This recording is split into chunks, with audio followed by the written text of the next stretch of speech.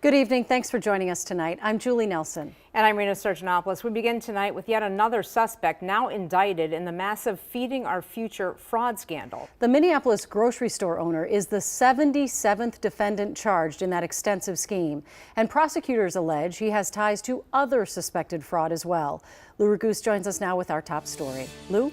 Julie and Rena, 45-year-old Usman Kamara owns Kay's Dollar Grocery and Deli, also known as Kay's African Market, on Broadway in North Minneapolis. According to the indictment, the USDA disqualified him from participating in SNAP 10 years ago because of suspected fraud. And now he's charged in the largest pandemic fraud case in the nation. Mr. Kamara, do you have any comment? No, sir. Usman Kamara is the 77th person charged in the massive $300 million Feeding Our Future fraud case. According to the indictment, during the COVID-19 pandemic, Kamara claimed to serve more than 300,000 meals to children out of his small grocery store in North Minneapolis. Federal prosecutors say Kay's Dollar Grocery and Deli, also called Kay's African Market, had already been disqualified from participating in SNAP because of suspected fraud. Now, a grand jury indictment charges him with stealing about $1 million meant to feed hungry children. The owner is also charged with wire fraud for allegedly using more than $200,000 of the fraud money to buy the building where his store is located. If I own this building and I want to be here for the next 20, 30 years, nobody can kick me out. It's mine.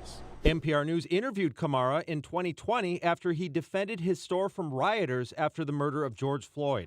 Now, since he allegedly purchased the building with fraud money, the indictment says it's subject to forfeiture, so the feds can recoup some of the funds. However, past cases have indicated that other money referenced in the indictment, including a $90,000 wire transfer to Hong Kong, alleged bribes paid to a Feeding Our Future employee, and funds spent to pay off Kamara's credit cards, is likely gone. So the Feeding Our Future worker who Kamara allegedly paid $87,000 in bribes is charged, but that person fled to Somalia before the very first indictments came down. Of the 77 total defendants, 56 of them have been convicted so far. Julie. So I noticed you said 300 million in fraud now. We used to be saying 250 million, and now we have 77 defendants.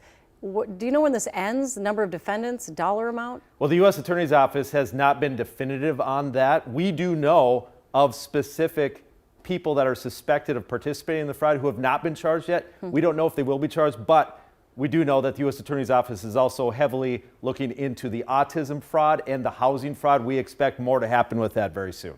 All right. Thank you, Lou. Tonight, residents in Monticello are